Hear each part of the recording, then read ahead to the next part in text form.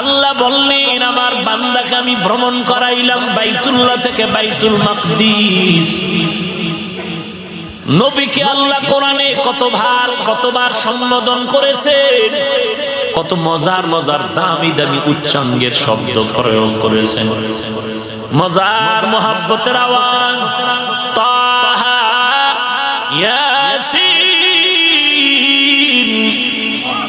আল্লাহ নবীকে সম্বোধন করেছেন, ইয়া আইয়ুহাল মুযাম্মিল কুমিল লাইলা ইল্লা কালিলা ইয়া আইয়ুহাল মুদ্দাসসির কুম ফাআনজির। নবীজির কত দামি দামি গুণবাচক সম্মান সূচক শব্দ। কখনো বলেছেন ইয়া আইয়ুহান নাবিয়্যুত্তাকিল্লাহ, কখনো বলেছেন ইয়া আইয়ুহার রাসূল, কখনো বলেছেন ইয়া আইয়ুহাল্লাযীনা। আমার নবীকে সম্বোধন করেন ইন্না আরসালনাকা শাহিদাও ওয়া মুবাশশিরা। কখনো কখনো আমার নবীকে সম্বোধন করেন মা কানা মুহাম্মাদুন আবা আহাদিম মির রিজালিকুম ওয়ালাকিন রাসূলুল্লাহ। কখনো কখনো আমার নবীর গুণবাচক শব্দ দিয়া আল্লাহ ইশারায় বুঝায় দিলেন লাকাদ কানা লাকুম ফি রাসূলিল্লাহি উসওয়াতুন হাসানা। কখনো কখনো বলেন ইন্নাকা লাআলা খুলুকিন আযীম। কিন্তু এত বড় অলৌকিক একটি ঘটনা, মেরাজের ঘটনা, যেটা কল্পনার সাগরেও বোধগম্য নয়, ওই ক্ষেত্রে নবীকে আল্লাহ এমন একটা শব্দ বললেন যেটা সাধারণ বান্দা বললেন, যেই বান্দা আমরাও আল্লাহর বান্দা, নবীকেও বললেন বান্দা। এই সোরা নবী যদি মুসলমান হয় তো হোমান হয়ে যায়। আল্লাহ বলেন কুল ইয়া ইবাদিয়াল্লাযীনা আসরাফু আলা আনফুসিহিম লা তাকনাতু মির রাহমাতিল্লাহ ইন্নাল্লাহা ইয়াগফিরুয যুনুবা জামিআ ইন্নাহু হুয়াল গফুরুর রহিম।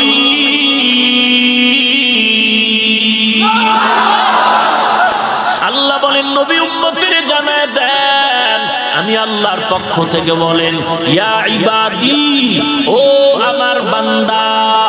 আমাদেরও আল্লাহ বলেন বান্দা, নবীকেও বলেন বান্দা।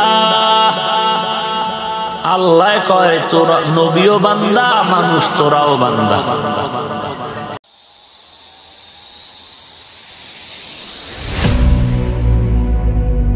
আল্লাহ তাআলা বললেন আমি ভ্রমণ করাইলাম আমার বান্দাকে, নবীকেও বললেন বান্দা, আমারও তো আল্লাহর বান্দা।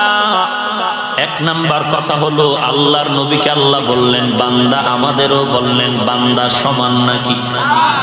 সমান। জুতা সেলাই করনেওয়ালা সুইপারও মানুষ, এমপি মন্ত্রী মহোদয় তারাও কি মানুষ? মর্যাদার দিক থেকে কম বেশি আছে না নাই? আমরাও বান্দা, আমার নবীকেও আল্লাহ বললেন বান্দা। মর্যাদার কোন তুলনা নাই। আমার নবী কেমন বান্দা? আমার নবী হলেন শাফিউল মুযনিবিন। আমার নবী কেমন বান্দা?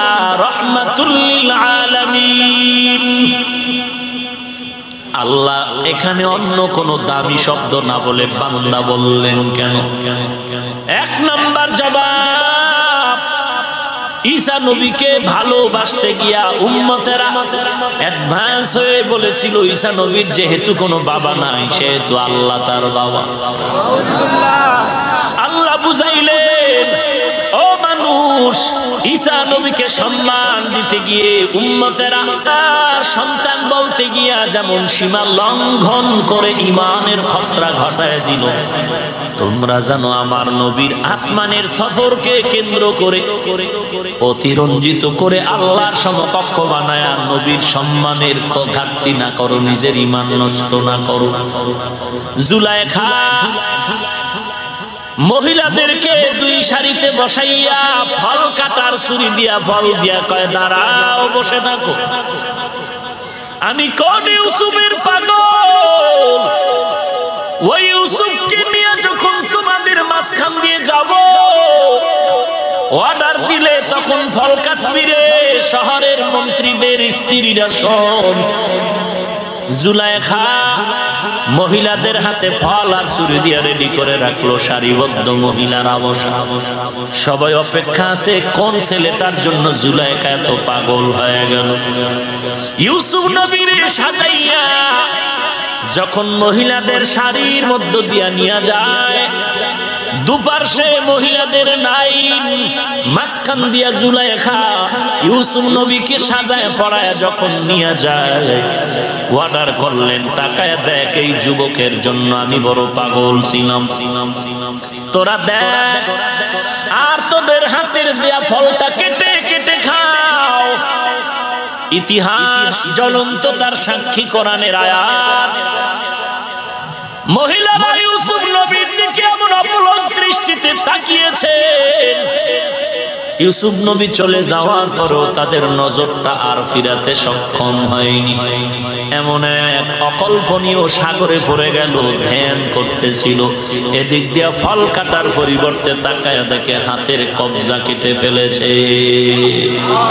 শুনিদা কায় বুয়াদ মানন্দ দিদা তোরা দিদা ওয়া ইউসুফ রশনিদা।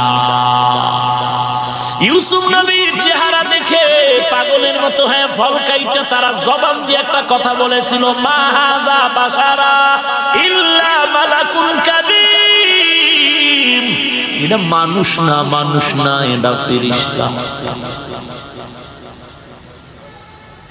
সম্মান বুঝাইতে গিয়া বলল, মা হাযা বাশারা, এটা মানুষ না, এটা একজন দামি ফেরেশতা। জানা থাকলে বলেন মানুষের মর্যাদা বেশি নাকি নূরের তৈরি ফেরেশতার মর্যাদা বেশি? সবাই একমত, নূরের তৈরি ফেরেশতা দামি না, মাটির তৈরি মানুষের অনেক দাম। কিন্তু ফেরেশতা বইলা সম্মান কমাইলো নাকি বাড়াইলো? ইউসুফ নবীরে মানুষ না কইয়া ফেরেশতা কহনে সম্মান কমলো নাকি বাড়লো? বাড়লো কমলো?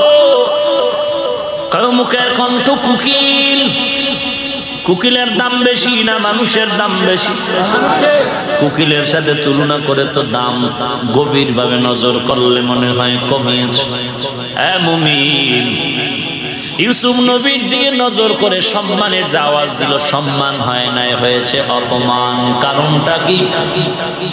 নবীর সম্মান দেওয়ার জন্য যে ইলমের জ্ঞানের দরকার, সেই ইলম ও জ্ঞান তাদের মধ্যে ছিল না।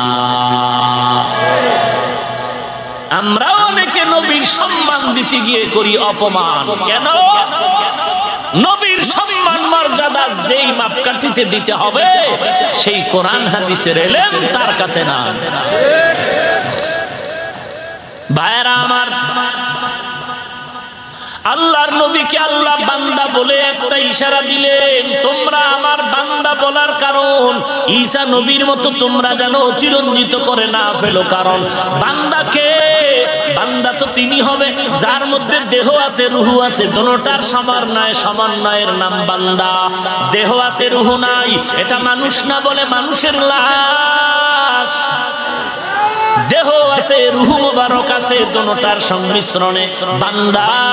আর বান্দা হলো আব্দ, আল্লাহ হলেন মাবুদ। আব্দ আর মাবুদ কোনদিন এক হতে পারে না। এ কারণে আমার আল্লাহ আর আমার রহমাতুল লিল আলামিন নবী কোনদিন এক হতে পারে না। স্ত্রী বড় দামি, স্ত্রী হাজারে একটা ডানা কাটা ভরি। কথা বুঝেন নাই?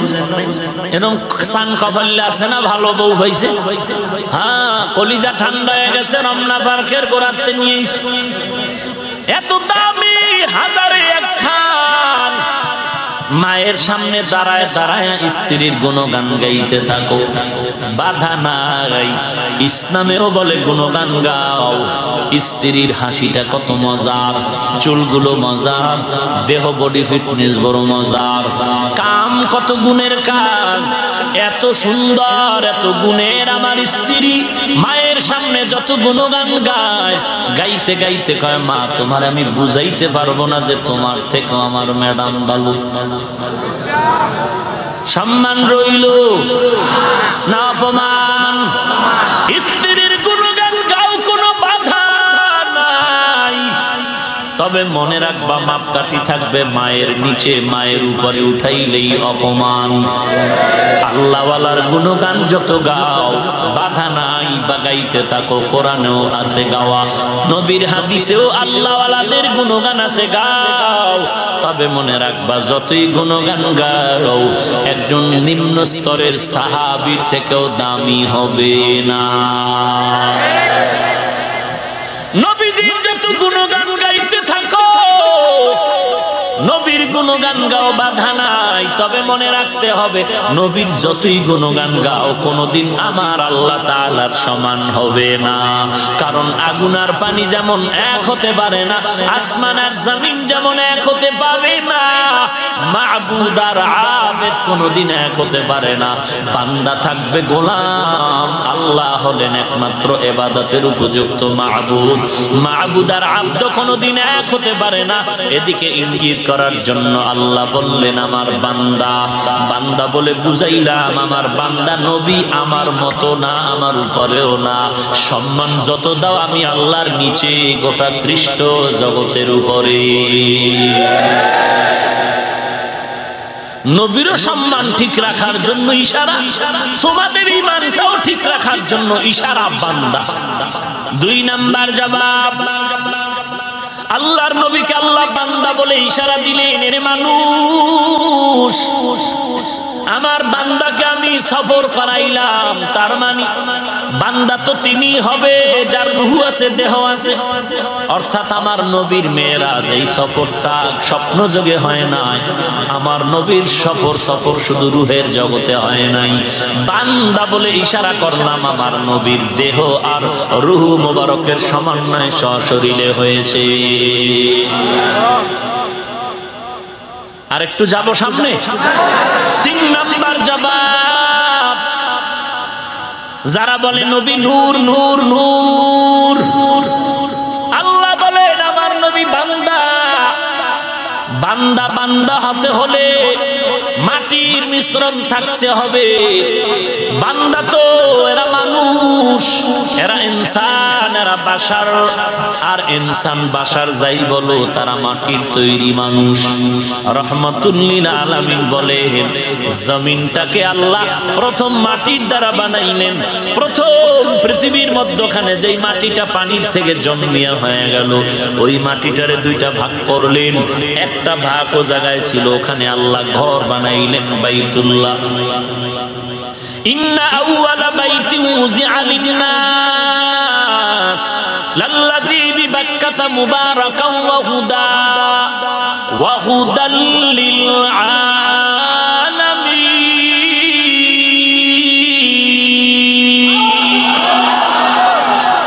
প্রথম ঘরের নাম বাইতুল্লাহ। মাটির 2 অংশের এক অংশে ঘর। নবী বলেন বাকি অংশটা কিছু দিয়ে দিলেন এমন জায়গা যেটা হলো মদিনাতুল মুনাওয়ারা। আর মাটির বাকি অংশ দিয়া 3টা মানুষের আল্লাহ বানাইলেন।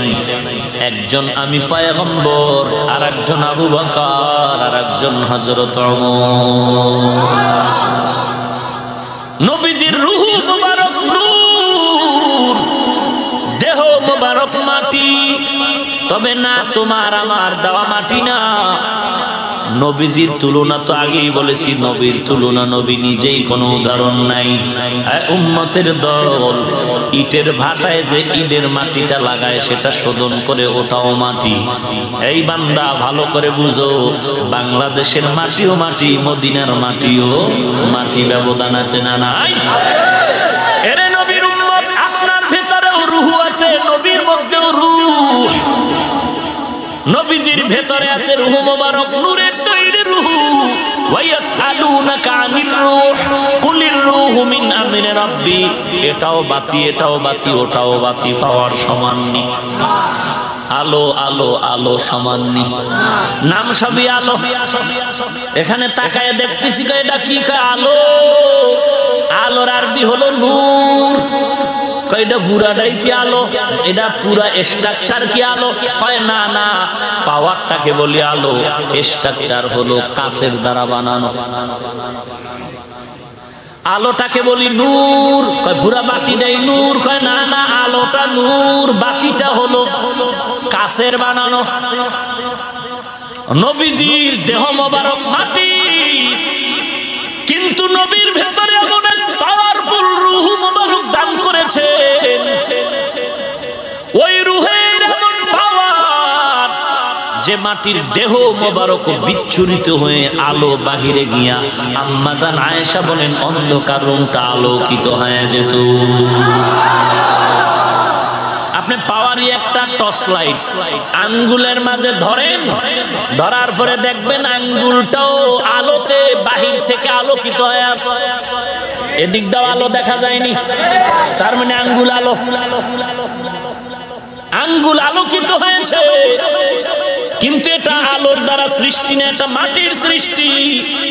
আলো কেন বলে? আলাদা একটা গুণ লাগছে, পাওয়ার আলো।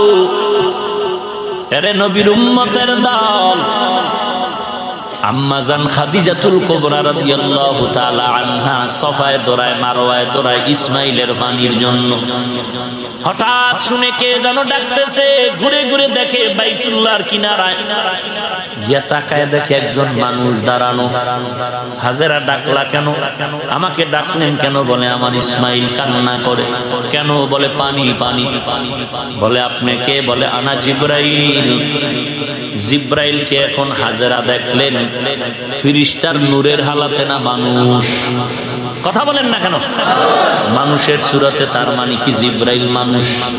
হ্যাঁ, জিব্রাইল মানুষ না, তার মূল হলো নূর। সুরত ধরেছে মানুষের। আমার রসুল হলেন বাশার, আমার রসুল হলেন ইনসান, আমার রসুল হলেন বান্দা। এখন তার ভিতরে আলোর গুণটা লেগে গেল, রূহের গুণ লেগে গেল, নূরের গুণটা লেগে গেল। তার মানে পুরা বডিটা নূরের তৈরি না। এরে নবীর উম্মতের দল, নবীর বডি মোবারক, দেহ মোবারক তৈরি হলো আল্লাহর নবীর এক হাদিস দ্বারা প্রমাণ, মাটির তৈরি। তবে তোমার আমার মতো বলা যাবে না, গুনাহ হবে। এরে নবীর উম্মতের দল, নবীর মর্যাদা গুণগান সীমানা নাই। আল্লাহ তাআলা ওদিকেও ইঙ্গিত করে বললেন আমার বান্দা। বান্দা মানি দেহ আছে, রূহ আছে।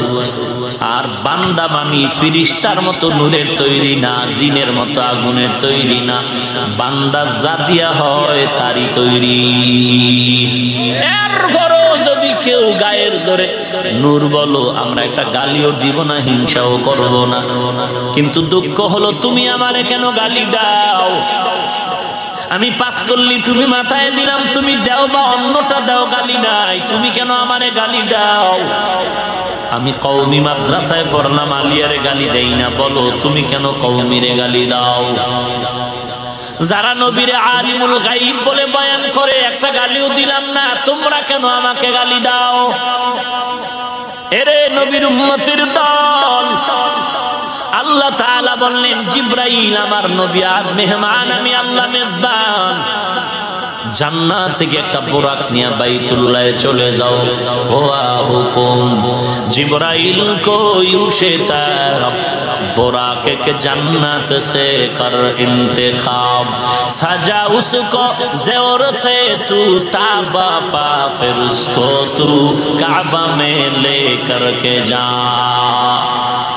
জিবরাইল আমিন বোরাক নিয়ে চলে আসলেন বাইতুল্লাহর কিনারায়, রাহমাতুল লিল আলামিন। তিনটা জায়গায় মুফাসসিরিনে কেরাম উদ্ধৃতি দিয়েছেন, তিন জায়গায় নবী ঘুমন্ত ছিলেন। কেউ লিখেছেন শিয়াবে আবু তালিবের মধ্যে ঘুমানো, কেউ লিখেছেন উম্মে হানি চাচাতো বোনের ঘরে ঘুমানো, কেউ লিখেছেন হাতিমে কাবা, ওখানে নবী ঘুমানো। চার কোণার যে কালো গিলাফের ঘরটা দেখেন, এটা কাবা। এর সাথে আপনারা বুক বরাবর দেখবেন আর একটা বাউন্ডারি লাগানো আছে, এর নাম হাতিমে কাবা। এটাও কিন্তু পুরাটাই বাইতুল্লাহর ঘরের দেওয়াল ছিল। নবীজির 30 বছর বয়সের সময় কুরাইশ বংশের লোকেরা বাইতুল্লাহ একেবারে জীর্ণ শীর্ণ হয়ে গেল, নতুন করে আবার নির্মাণ করবেন। ঘোষণা দিল, হালাল টাকা দাও, জমা করো, ঘর উঠাবো বাইতুল্লাহ। নবীজির বয়স 30, টাকা উঠাইয়া যেই টাকা উঠলো দেখে পুরা এরিয়া নিয়ে দেওয়াল করা যাবে না। তখন তারা এই জায়গাটা বাদ দিয়া ঘরটা বানাইলেন। কিন্তু নবীর দিলের মধ্যে দুঃখ, আমার বাবা ইব্রাহিম যেই দেওয়াল এরিয়া নিয়ে করলেন ওইভাবে করা দরকার, কিন্তু আমি পারি না। আর আমার বয়স 30, আমি বললেও তো আমার কথা তারা মানবে না। মনের দুঃখটা নবী মনের মধ্যেই চেপে রাখলেন।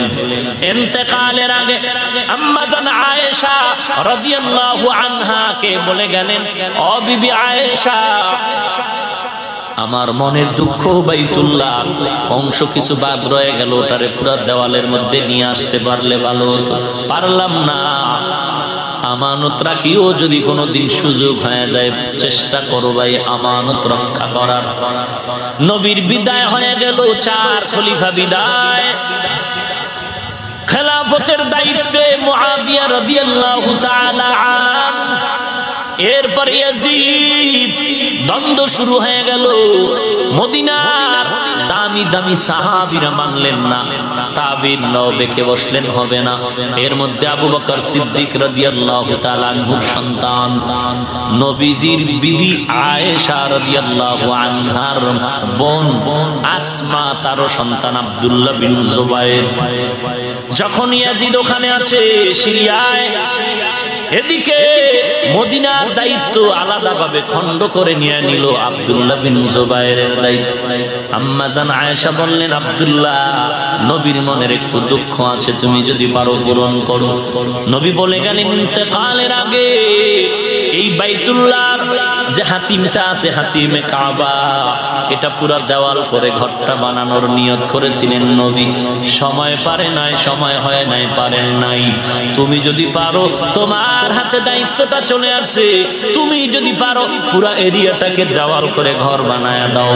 আব্দুল্লাহ বিন জুবায়ের আম্মা জান আয়েশার কথাটা শুনে নবীর মুহাব্বতের পরিচয় দিয়ে বহির প্রকাশ ঘটায়া বাইতুল্লাহটারে ভেঙ্গে পুরা এরিয়াটারে নিয়ে ঘর বানায় দিলেন।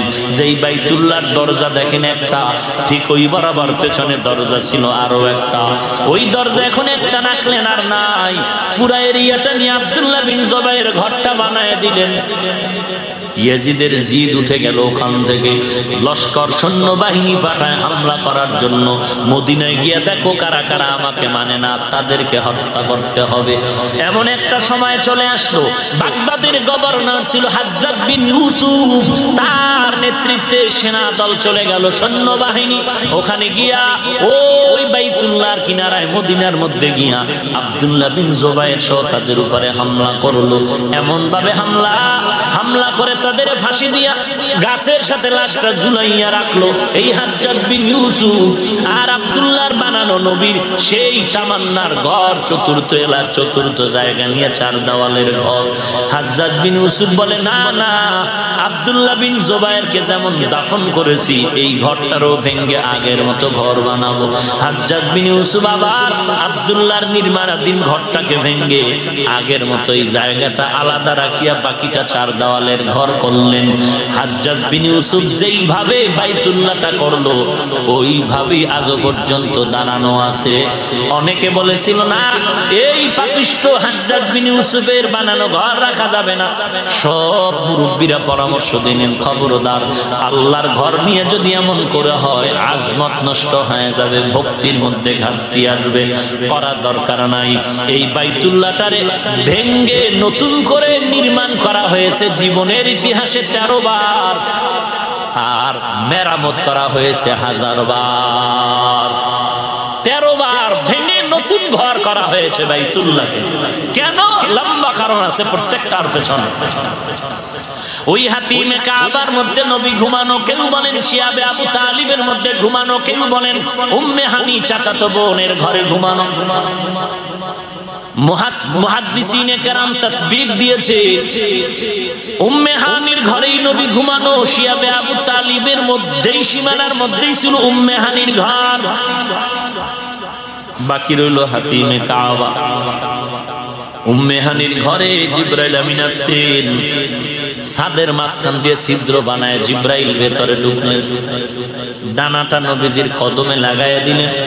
নবীজি তন্দ্রাচ্ছন্ন সজাগ হয়ে গেলেন।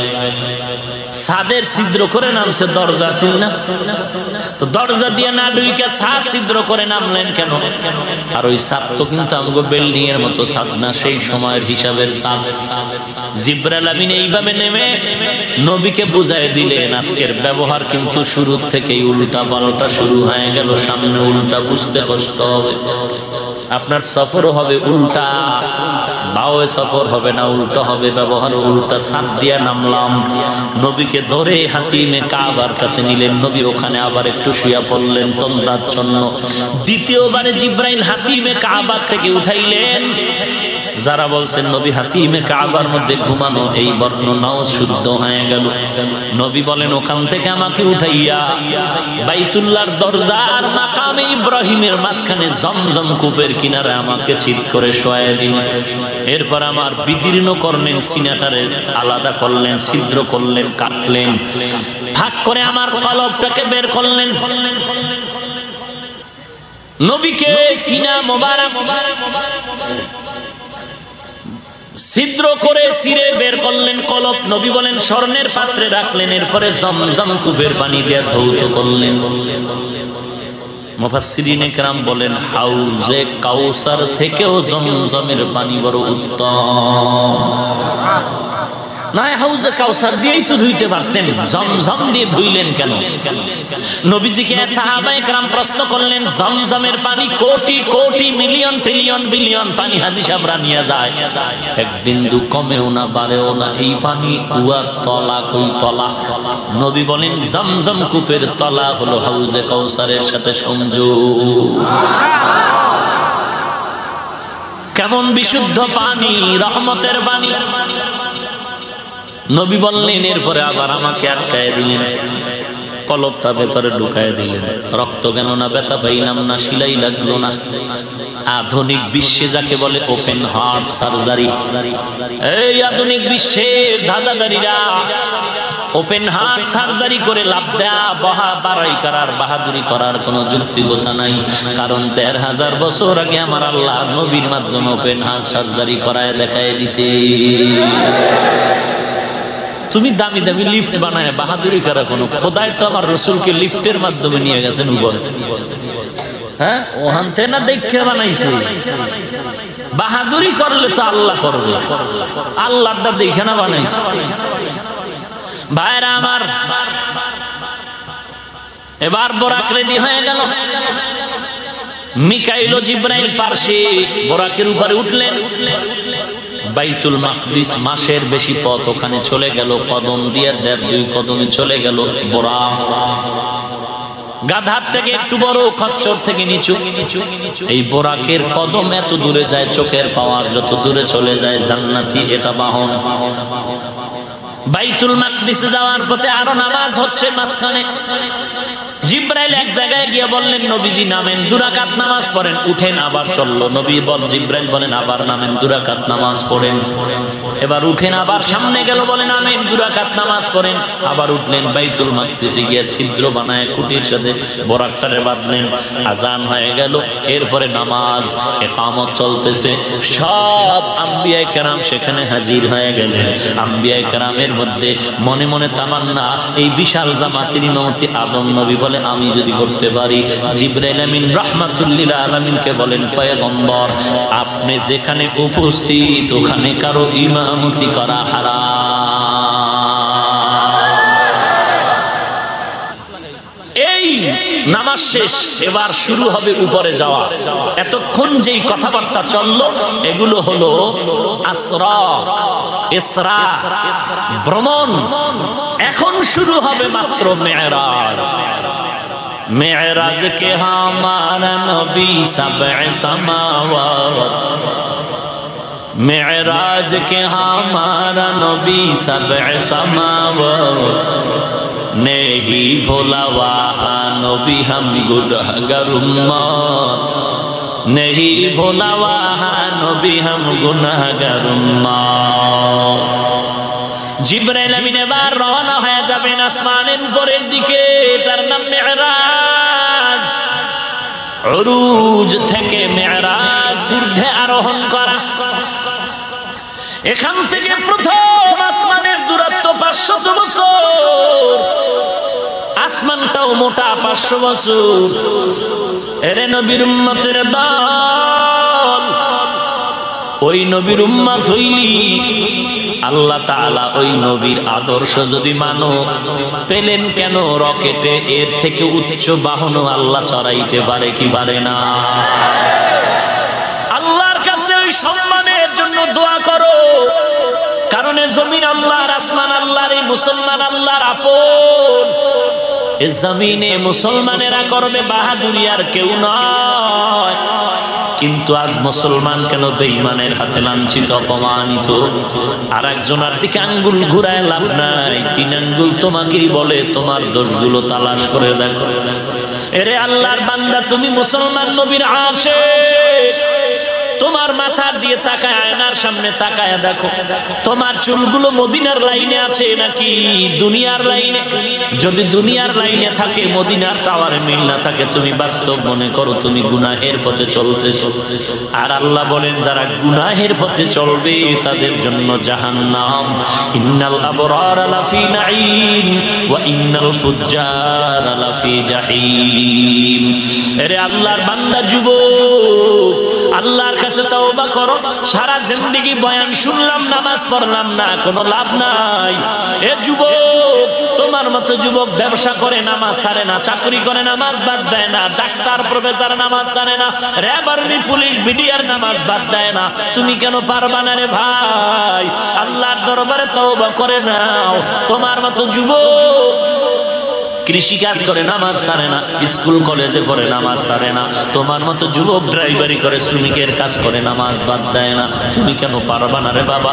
আল্লাহর কাছে তওবা করে নাও।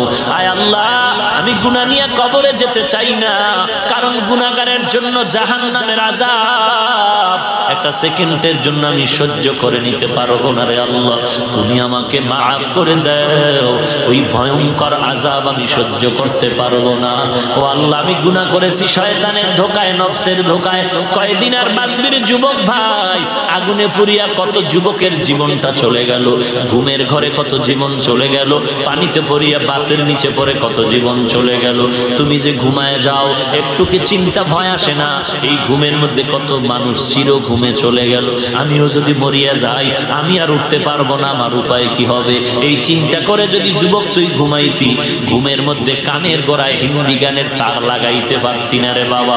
আল্লাহর কাছে তওবা কর, কপালটারে পুরিও না রে ভাই। আমিও যুবক, আজকে যদি আমি শার্ট প্যান্ট টাই লাগায়া দাড়ি কাটিয়া রাস্তায় রাস্তায় গান গাইতাম কণ্ঠ বাজাইয়া, কেউ আমারে বাধা দিত না।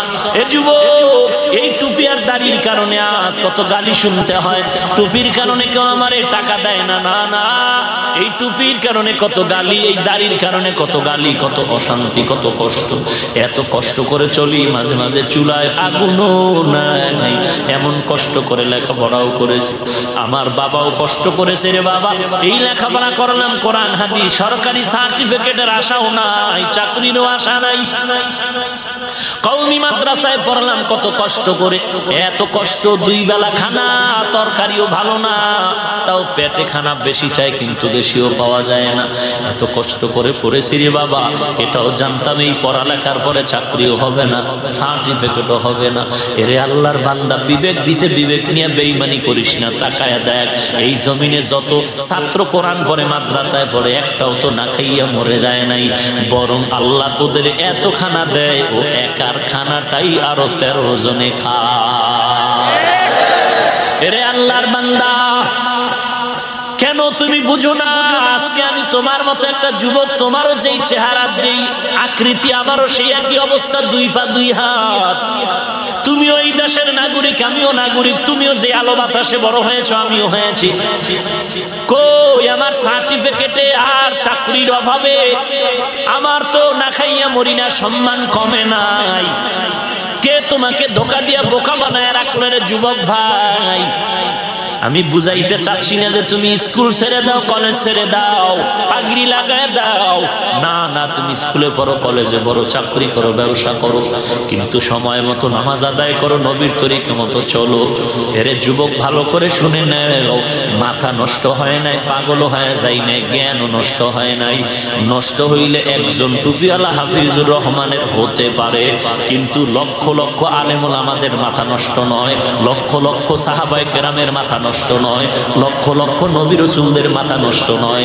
সমস্ত নবীদের দাওয়াত গুনার কাজ সারিয়া দাও, নেকের আমল করো। সমস্ত সাহাবায়ে কেরামের আওয়াজ নেক আমল করো, গুনাহ সারিয়া দাও। সমস্ত আলেমুল আমাদের আওয়াজ নেক আমল করো, গুনাহ ছেড়ে দাও। সবার আওয়াজ এক, একজনের মাথা নষ্ট বললে বলতে পারো, কিন্তু সব আলেমকে খারাপ বলার উপায় নাই।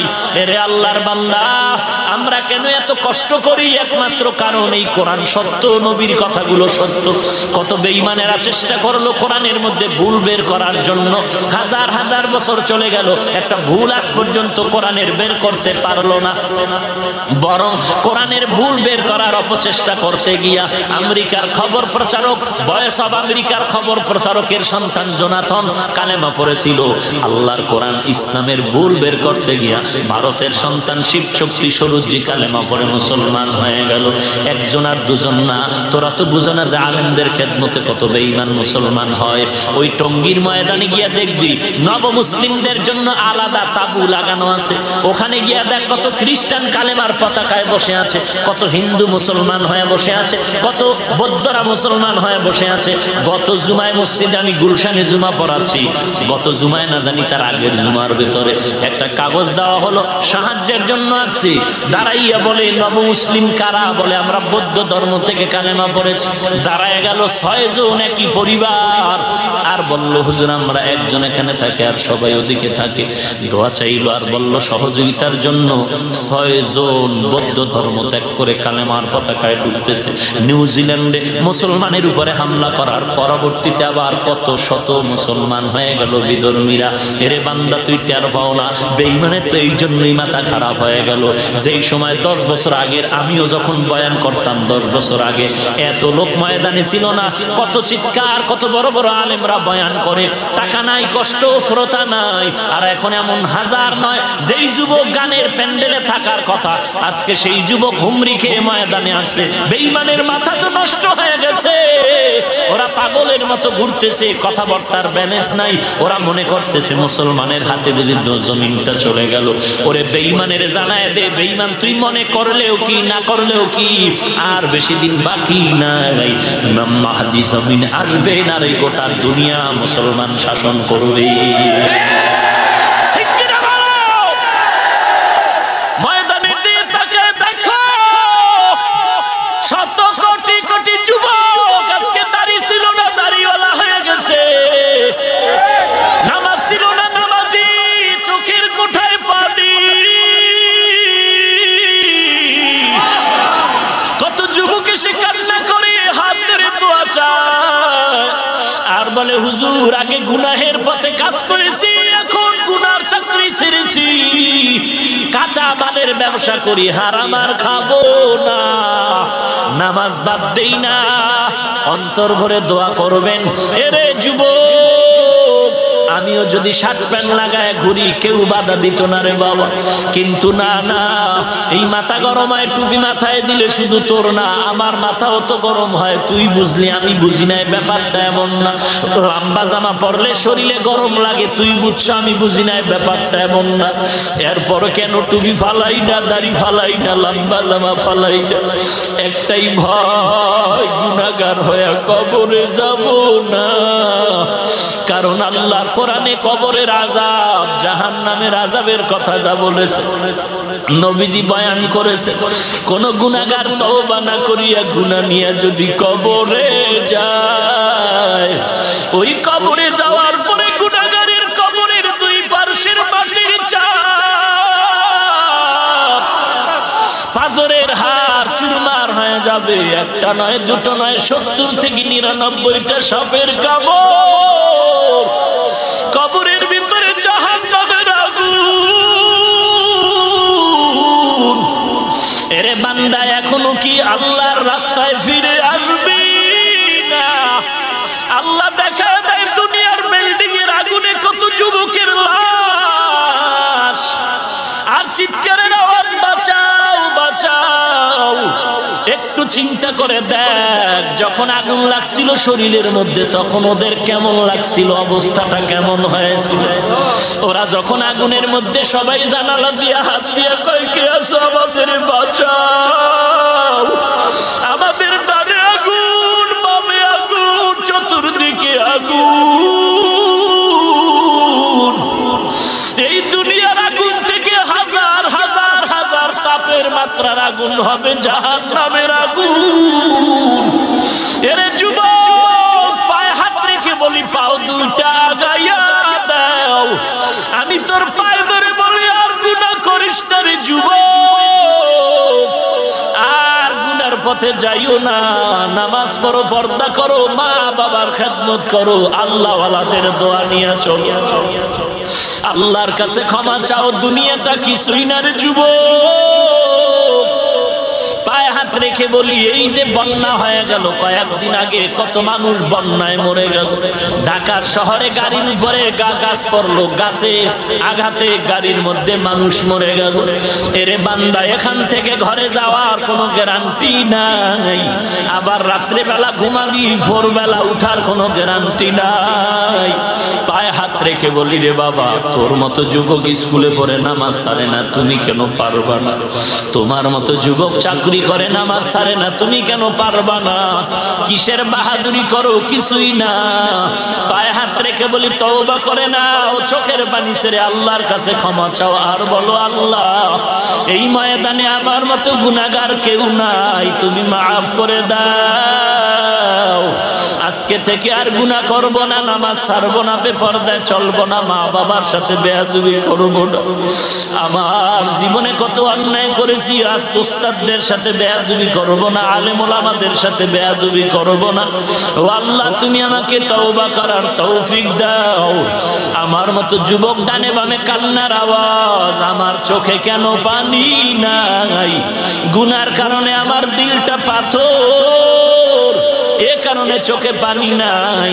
এরে আল্লাহর বান্দা, ডানে বামে তাকায় দেখ, কোন আলেম যদি পাও দোয়া নাও, সাদা দাড়িওয়ালা পাইলে দোয়া চাও, কান্নাওয়ালারে পাইলে দোয়া নাও।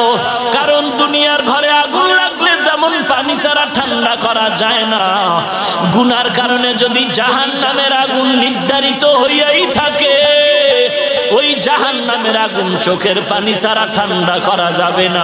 অতএব আল্লাহর নবী বলেন, কান্না করো, না হয় কান্নার বাহানা করো। ও আল্লাহ, কুদরতের নজর দিয়ে মিরপুরের জমিনে তাকিয়ে দেখে এই গভীর রাত আপনার বান্দারা টাকার জন্য আসে না, এরে মালিক, সবাই জাহান্নাম থেকে মুক্তি চায়। এই জায়গায় এমনও বান্দা আছে যাদের মা নাই, বাবা নাই, ইয়েতিমের মতো এখানে হাজির। সবাই ঘরে গিয়া কেউ মাকে দেখবে, মা বলে ডাকবে, আর যার মা নাই ও ডানে বামে দেখবে, ইয়েতিমের মতো কেউ নাই। ও আল্লাহ, এতিমদের দিকে তাকাইয়াও কি মায়া হবে না? আয় আল্লাহ, সবাইকে দিনের খাদেম বানায় দেন। ওরে আল্লাহর বান্দারা, আল্লাহর কাছে কান্না করো, কান্না না আসলে চোখের পানি ফালার বাহানা করো, আল্লাহর কাছে বলো, আল্লাহ কান্নাওয়ালা চক্ষু দান করো, কান্নাওয়ালা চক্ষু দান করে দাও, কান্নাওয়ালা চক্ষু দান করে দাও। আয় আল্লাহ, জীবনে আর গুনাহ করব না, আর জীবনে গুনাহ করব না রে আল্লাহ। আমাদের তওবা করার তৌফিক দান করেন, তওবার উপরে মজবুত হয়ে চলার তৌফিক দান করেন, নবীজির সুন্নতের আমলের আগ্রহ বাড়ায়া দেন, বলেন আমিন। আলহামদুলিল্লাহি রাব্বিল আলামিন, ওয়াসসালাতু ওয়াসসালামু আলা